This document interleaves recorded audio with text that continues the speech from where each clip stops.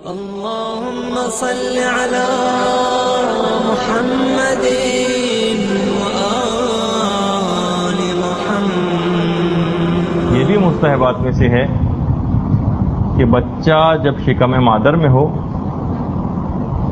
اس وقت ہی اس کا کوئی نام تجویز کر دیا جائے، اور خاص طور پر یہ بھی بات روایات میں آئی ہے کہ اگر اس کا نام، اگر کوئی شخص یہ چاہے، والدین اگر یہ چاہیں کہ ان کے ہاں بیٹے کی ولادت ہو تو وہ اس کا نام محمد یا علی رکھ دیں، تو پھر ان کے ہاں بیٹے ہی کی پیدائش ہوگی اگر کسی کی یہ خواہش ہو۔ اور اس کے بعد پیدائش کے بعد 7 روز تک وہ نام برقرار رکھا جائے، اور اس کے بعد پھر اس کو تبدیل بھی کر سکتے ہیں۔ اور یہاں تک رسول کی حدیث ملتی ہے کہ اگر کسی شخص کے 4 بیٹے ہوں اور ان میں سے کسی ایک کا نام بھی محمد نہ رکھا اس نے تو اس نے مجھ پر ظلم کیا۔ تو بہرحال یہ بھی مستحبات میں سے ایک ہے۔ اگلا مستحب یہ ہے کہ عورت زیادہ تر باوضو رہے، کوشش یہ کرے کہ اس کے زیادہ تر اوقات طہارت کے عالم میں گزرے، اس سے بچے پر بہت زیادہ بہترین روحانی اثرات مرتب ہوں گے۔ اگلا مستحب یہ ہے کہ عورت زیادہ سے زیادہ تلاوت قرآن کی طرف متوجہ رہے، تلاوت قرآن کی طرف متوجہ رہے۔ اچھا دیکھیے، اس کے بعد اگلا مستحب، عورت اپنی اس ذمہ داری کا بہت زیادہ احساس کرے۔ ظاہر ہے کہ اب ایک نسل چلے گی اور قیامت تک اس سے مزید نسلیں چلتی رہیں گی، تو اس عورت کی کتنی بھاری ذمہ داری اس کے سر پر آن پڑی ہے کہ اللہ نے اس کو اس قابل سمجھا کہ اتنی بڑی ذمہ داری اس کے سپرد کی۔ اچھا دیکھیے، بہت ساری روایت ایسی بھی ملتی ہیں کہ جس کے اندر اس کا ذمہ داری کا احساس دلایا گیا ہے۔ پھر اگلی ذمہ داری جو ایک عورت کی ہے اور مستحبات میں سے ہے، وہ یہ ہے کہ عورت یا حاملہ اپنی بری عادتوں کو ختم کرنے کی کوشش کرے، کیونکہ یہ ساری کی ساری بری عادتیں اس کے بچے میں ٹرانسفر ہوں۔ اگر عورت کینہ پرور ہے تو یہ کینہ بچے کے اندر جائے گا، عورت اگر حاسدہ ہے تو یہ حسد کی بیماری بچے کے اندر جائے گی۔ جس طریقے سے جسمانی بیماریاں عورتوں کی بچوں کے اندر جاتی ہیں، بلڈ پریشر ہے، ڈائبٹیز میلائٹس ہے، بہت سارے وائرس انفیکشنز ہیں جو ماں سے بچے میں جاتے ہیں، اسی طریقے سے روحانی بیماریاں بھی بچے کے اندر جاتی ہیں۔ ماں اگر عادی ہے گانوں کی، فلموں کی، تو بہت مشکل ہے کہ بچہ اس سے محفوظ رہ سکے۔ تو بری عادتوں کو اپنے اوپر سے، اپنے اندر سے ہٹانا پڑے گا۔ اچھا، اس میں غلطی جو خاص طور پر ہوتی ہے، تقریباً ہم نے تو زیادہ تر حاملہ عورتوں کو اس میں بحیثیت ڈاکٹر بھی مبتلا ہوتے دیکھا ہے کہ مثلا رمضان آیا تو وہ کہتی ہیں کہ بھئی حاملہ عورت یا مثلا جو لیکٹیٹنگ مدرس ہیں، دودھ پلانے والی، ان کے اوپر سے تو روزہ معاف، بالکل معاف نہیں ہے۔ اس سب وہ استثنائی کیفیات ہیں اس کے اندر کہ جب خود اس کی اپنی زندگی کو یا بچے کی صحت کو کوئی خطرہ ہو، اور عام طور پر جو روزہ ہوتا ہے اس سے دونوں کی صحت کو کوئی خطرہ لاحق نہیں ہوتا۔ انسان اگر ایسا اپنے افطار اور سحری کو ایسا اچھا مینٹین کر لے غذائی اعتبار سے، تو کوئی ضرورت نہیں پیش آئے گی کہ وہ روزے کو ترک کرے، چاہے وہ دودھ پلانے والی عورت ہو یا چاہے وہ حاملہ عورت ہو۔ تو اس میں بہت زیادہ کہ بس جس میں جیسی ہی وہ عورتیں مبتلا ہوئیں اور فوری طور پر وہ یہ سمجھ لیتی ہیں کہ اب تو ہم پر سے روزہ ساقط ہو گیا۔ اچھا، اب دیکھیے، یہ جو ذمہ داریوں کے حوالے سے بھی اکثر علماء نے لکھا ہے کہ اب عورتوں کی زیادہ انٹینشنز جناب تعلیم کے اندر ہو گئی ہیں اور ہونی بھی چاہیے چلیں، لیکن مختلف عہدوں کو حاصل کرنا مختلف وزارتوں کو حاصل کرنا، میدان سیاست میں آنا، اور ٹھیک ہے وہ سب چیزیں اپنے مقام پر ساری چیزیں جائز ہیں اگر اس کے اندر شریعت کی کوئی خلاف ورزی نہیں ہو رہی، لیکن یہ جتنے بھی یہ سب عہدے ہیں، چاہے وہ وزارت ہو، وزارت عظمیٰ ہو، وکالت ہو، ڈاکٹری ہو یا دیگر شعبے، یہ سارے مقام اور مرتبے مقام مادری سے بہت کم ہیں اگر عورت اپنی ذمہ داری کا احساس کرے۔ اچھا اب دیکھیے عورت کو کیا کرنا ہے؟ ایک صالح نسل تیار کرنی، اس کی ذمہ داری اس قدر بڑی ہے اگر وہ احساس کرے کہ اسے امام زمانہ کے سپاہی پیدا کرنے۔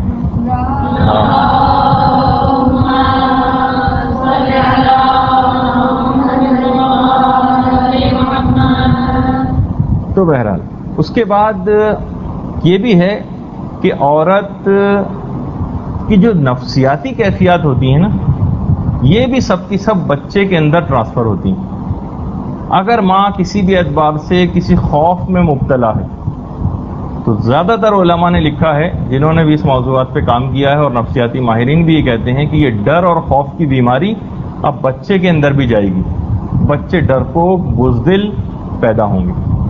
وہ جو ہماری پچھلی دفعہ گفتگو گزری تھی کہ بلند ہمتی نہیں ہے، بلند حوصلگی نہیں ہے نوجوانوں میں، کچھ کر گزرنے کی صلاحیت نہیں ہے، بس ہر وقت خوف، ڈر اور بزدلی، یہ جو ہے ماؤں کی طرف سے یہ چیز منتقل ہوتی ہے۔ آپ کو یاد ہوگا نا وہ واقعہ جو کتنا زیادہ مجلسوں میں پڑھا جاتا ہے کہ جب محمد حنیفیہ جنگ کے لیے گئے تھے اور بار بار ناکام ہو کر واپس آئے تو مولانا نے ان کے ہاتھ پہ ہاتھ مار کے کہا کہ کمزوری ماں کی وجہ سے۔ اور پھر اس کے بعد آپ نے دیکھا کہ واقعہ کربلا کے لیے جب حضرت عباس کی پیدائش کا اہتمام ہو رہا تھا تو کیسی عربوں میں شجاع خاتون کی تلاش نے مولانا کی تھی اور پھر ام البنین کا انتخاب عمل میں آیا تھا۔ تو یہ ماں کے اثرات مرتب ہوتے ہیں۔ یہ خوف جس کی بھی میں نے نشاندہی کی، ہر قسم کا خوف، اس کے اندر ایک خوف ایک اور بھی ہے، علماء نے اس کی نشاندہی کی، وہ ہے لڑکی ہونے کا خوف۔ میں ایک ایسی نانی یا دادی سے بھی واقف ہوں کہ جو لڑکی کی پیدائش پر خاندان میں جب کہیں ہوتی ہے تو وہ بے ہوش ہو جاتی ہے۔ تو بہرحال یہ اس قسم کی جو باتیں ہیں، اس پہ ہمارا جب گفتگو تھوڑی اور آگے بڑھے گی، آج تو نہیں لیکن کسی اور دن اس کے اوپر بھی ہماری گفتگو ہوگی، کیونکہ رسول کی ایک حدیث بھی ہے اس زمین میں، فرماتے ہیں جناب رسول خدا کی بات یاد رکھو کہ خبردار کبھی بھی لڑکیوں سے کبھی کراہیت مت کرو، کیونکہ میں خود ایک لڑکی کا باپ ہوں۔ تو یہ رسول کے اوپر یہ چیز پلٹتی ہے جو آپ نے اپنے لیے پسند نہیں کی، اور اس کے اندر مین رول خواتین ہی کا ہے۔ اچھا بہرحال تو یہ جو خوف ہے یہ لازمی طور پر ٹرانسفر ہوگا۔ اچھا اب دیکھیے جتنے بھی اس وقت نفسیاتی امراض کے ماہرین ہیں وہ سب یہ کہتے ہیں کہ تقریباً جو ریشو نکالا گیا ہے وہ 66%، 66% جو نفسیاتی امراض ہیں وہ ماں سے بچے میں ٹرانسفر ہوتے ہیں۔ ماں اگر ڈپریشن اینزائٹی کی پیشنٹ ہے تو 66% یہ امکان ہوگا کہ بیماری بچے میں جائے گی۔ ماں اگر مالی خلیہ، اوہام، سپرسٹیشنز یا جو اس قسم کی چیزیں ہیں ان کے اندر اگر گرفتار ہے تو یہ چیزیں بچے کے اندر بھی جائیں گی۔ بس جو ماں کی نفسیاتی کیفیت ہے، ماں اگر شجاع ہے، بہادر ہے، دین پر عمل کرنے والی ہے، سٹینڈ لینے والی ہے تو اس کا بچہ بھی شجاع ہوگا۔ وہ خود بزدل ہے، بے وقوف ہے، احمق ہے اور ساری زندگی فقط معمولی باتوں میں اس کے لڑتے بھڑتے گزری ہے، تو بس یہی چیزیں بچہ بھی کوئی خاص مقام حاصل نہیں کر سکے گا۔ تو اتنے زیادہ حاملہ عورت کے جو اثرات ہیں اس کے بچے میں ٹرانسفر ہوتے ہیں، بلکہ یہاں تک ہوتا ہے کہ قضیہ مولا امیر المومنین علیہ الصلوۃ والسلام کی خدمت میں آیا۔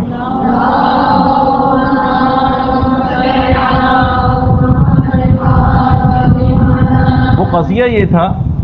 کہ ایک سفید فام عورت، اس نے ایک سیاہ فام بچے کو جنم دیا، اور ظاہر ہے کہ عربوں میں بھی تھا اور آج بھی کہ مثلا اگر کسی سفید فام عورت کی نیگرو بچہ مثلا پیدا ہو تو اس پہ تو فوری طور پر الزام لگ جائے گا، اور اس عورت پر بھی لگا۔ بہرحال جب وہ کیس مولا کے پاس آیا تو مولا نے کہا کہ یہ بات بتاؤ، عورت سے بات پوچھی گئی کہ تمہارے کمرے میں کسی سیاہ فام شخص کی تو کوئی تصویر نہیں ہے، تصویر یا کوئی مجسمہ؟ اس نے کہا ایک سیاہ فام غلام کی تصویر میرے کمرے کے اندر لگی ہوئی. تو مولانا نے کہا یہ عورت بالکل بے گناہ ہے, اور اس تصویر کو دیکھنے کی وجہ سے بار بار اس کی بچے کی شکل بھی اس کے اوپر ہو گئی. تو بعض اوقات اچھا گھروں میں عام طور پر رائج بھی ہے, جیسے جہاں یہ کیفیت ہوتی ہے اور بچے کی پیدائش قریب ہوتی ہے وہاں چھوٹے بچوں کی تصویریں لگا دی جاتی ہیں. تو اب یہ آپ کو دیکھنا ہے بہرحال کہ یعنی دیکھیے سراؤنڈنگ سے کتنے زیادہ اثرات کہ اس بچے کی شکل ماں نے کسی تصویر کو دیکھا اور اس کی شکل بالکل ویسی ہو گئی. تو بہرحال اس کے علاوہ اثرات صرف آپ کو بتانے ہیں, کیونکہ ابھی ہم حاملہ کے جو مستحبات بیان کر رہے ہیں اس کے اندر یہ بات آتی کہ ہمارے ایک عالم گزرے ہیں شیخ فضل اللہ نوری, بہت بڑے عالم تھے اور مجاہد بھی تھے, ظالموں کے خلاف جہاد کر رہے تھے. تو قید کر دیے گئے. قید خانے میں کسی نے ان کو یہ اطلاع پہنچائی کہ خود آپ کا اپنا سگا بیٹا آپ کے مشن کے خلاف کام کر رہا ہے. خود آپ کا اپنا سگا بیٹا آپ کے مشن کے خلاف کام کر رہا ہے. تو انہوں نے بڑے افسوس کا اظہار کیا اور کہا کہ مجھے پتا ہے کہ ایسا تو ہونا ہی تھا. لوگوں نے پوچھا کہ یہ کیا بات ہوئی, آپ جیسا عالم, آپ کی کیسی تربیت, اور اس کے باوجود بھی آپ یہ کہہ رہے ہیں کہ اس کو ایسا ہونا تھا. کہا ہاں, جب اس کی پیدائش ہوئی تو اس کی ماں کو ایک ایسی بیماری تھی کہ وہ اپنے بچے کو دودھ نہ پلا سکی. تو ہم نے ایک عورت کی خدمات حاصل کی, اس نے اس کو کافی عرصے دودھ پلایا. بعد میں پتہ چلا کہ وہ عورت کردار کے اعتبار سے بھی اچھی نہ تھی اور عقائد کے اعتبار سے بھی مولا امیر المومنین کے لیے اپنے دل میں کینہ رکھتی تھی. جب ہم کو یہ بعد میں پتہ چلی تو اس وقت سے ہی میں نے سمجھ لیا تھا کہ اس بچے کا سعادت مند ہونا بہت مشکل ہے. تو آپ نے دیکھا کہ ماں کے اثرات کیسے ٹرانسفر ہوئے کہ ساری زندگی ایک بڑے آیت اللہ اور مجتہد کی تربیت بھی کام نہ آ سکی, اور اس دودھ پلائی کے زمانے کے اثرات بچے کے اندر کیسے منتقل ہوئے. اچھا اب ایک واقعہ آیت اللہ مہدی شمس الدین لبنان کے وہ عظیم مجاہد, ان کی ایک کتاب ہے داستان ازواج و اولاد, ایک کتاب ہے, اس کا اردو ترجمہ بھی ہو گیا, بہت مختصر سی کتاب ہے لیکن ہے بہت بہت بہترین, اور غالباً جامع تعلیمات اسلامی نے اس کو شائع کیا ہے. تو اس کے اندر ایک واقعہ آیت اللہ مہدی شمس الدین لکھتے ہیں, کہنے لگے کہ جب جرمنی اور فرانس کے اندر جنگ ہو رہی تھی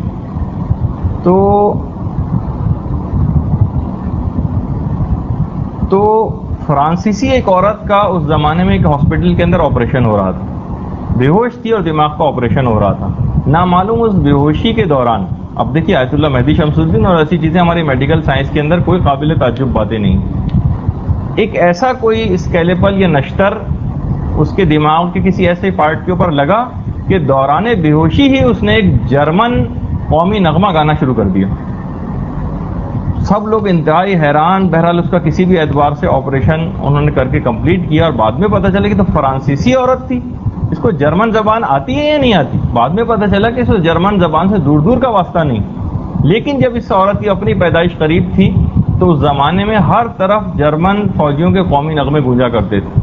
تو اس کے اثرات اس حد تک ہوئے کہ دوران آپریشن جب اس کے دماغ پر وہ چیز ٹکرائی تو اس بے ہوشی کے عالم میں اس نے جرمن قومی نغمہ پڑھا, جو کہ اس نے دوران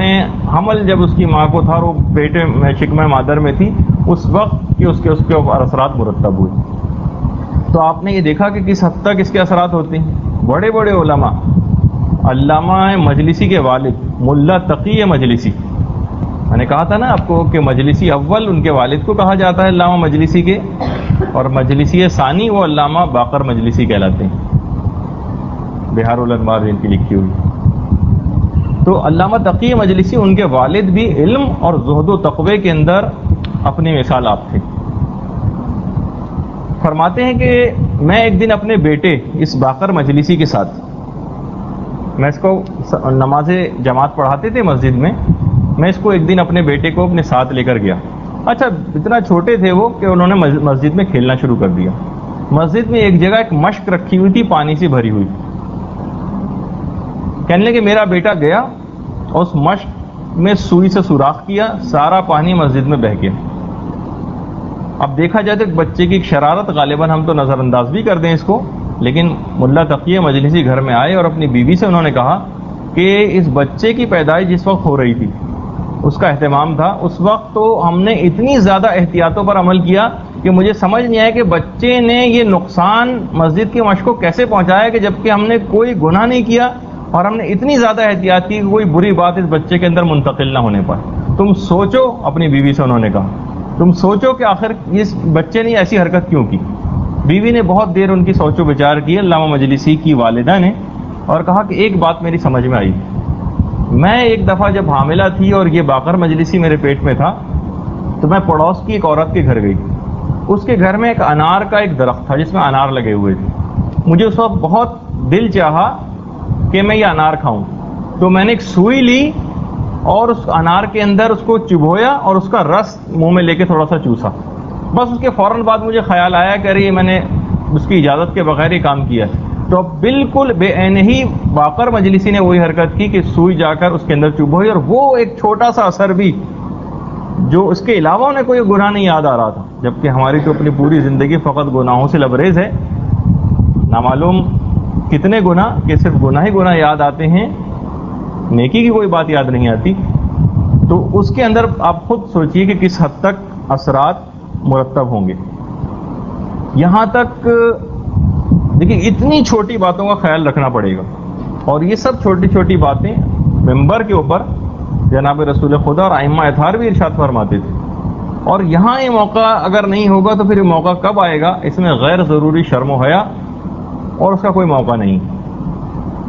یہاں تک ملتا ہے روایات کے اندر کہ خلوت کے مقامات پر بھی شوہر و بیوی کے کسی اور بچہ جو ان کی ظاہر ہے کئی بچے کسی شخص کے ہو سکتے ہیں، وہ بھی اس مقام پر موجود نہ ہو،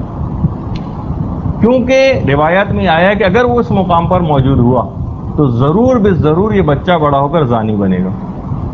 تو اب دیکھیے کس حد تک کتنی چھوٹی چھوٹی سی یہ باتیں ہیں، لیکن اس کے اثرات یا یہاں تک ملتا ہے کہ بہت سارے بچے جو مینٹلی ریٹارڈیڈ، ذہنی طور پر معذور کہ جو پیدا ہوتے ہیں، اس کی ایک وجہ بتائی گئی ہے، وہ یہ ہے کہ دوران خلوت کسی نامحرم کا مثلا کسی اور نامحرم کا تصور کیا جائے، تو دماغ کے اس گوشے میں خیال کا آ جانا بھی بچے کو معذور بنا دے گا ہمیشہ کے لیے۔ تو کس حد تک اس کے اثرات ہوتے ہیں؟ دیکھیے ہر چیزوں کے اثرات ہوتے ہیں۔ اکثر لوگ پوچھتے ہیں کہ بھیا قمر در اقرب سے کیا فرق پڑ رہا ہے؟ دیکھیے کائنات کی ہر چیز دوسرے چیز کے اوپر اثر انداز ہے۔ آپ نے دیکھا ہے کہ جب 14ویں کی رات ہوتی ہے تو سمندروں میں کیسے جوار بھاٹے اٹھتے ہیں اور کس حد تک کیسے پانی شور مچاتا ہے، یعنی کائنات کی ہر چیز دوسرے پر اثر ڈالتی ہے۔ اچھا اب ایک لوگ یہ سوال کرتے ہیں کہ بھائی یہ غلطی کی تھی ماں نے، بیماری ہے ماں کو، سوئی چبھئی مثلا علامہ باقر مجلسی کی ماں نے، اس میں بچے کا کیا قصور؟ وہ کیوں خراب ہو گیا؟ وہ تو بیچارہ مجبور اور معذور ہے اس مسئلے میں، اس پر تو یہ اثرات مرتب نہیں ہونے چاہیے تھے۔ تو یہ بات دیکھیے یاد رکھیے کہ غلطی یہ دنیا ہے، اس میں اگر کوئی غلطی سے کسی کو نقصان بھی پہنچائے تو اس کو نقصان تو بھگتنا پڑے گا۔ مثلا اگر کوئی شخص کسی کی اٹھا کر پتھر مار دے کسی کی آنکھ پہ تو اس کی آنکھ تو پھوٹے گی نا۔ اب دیکھا جائے تو اس شخص کی آنکھ کیوں پھوٹی، اس کا تو کوئی قصور ہی نہیں ہے، بھائی وہ تو چلتا ہوا جا رہا تھا، تو کوئی بات نہیں۔ دیکھیے دنیا اسی کا نام ہے، تو اگر کوئی شخص کسی اور کی وجہ سے بھی نقصان کے اندر مبتلا ہو سکتا ہے، تو بہرحال کوشش یہ کریں کہ نقصان اپنی اولاد تک منتقل نہ ہونے پائے جو کہ ہم اپنی زندگیوں میں اٹھا چکے۔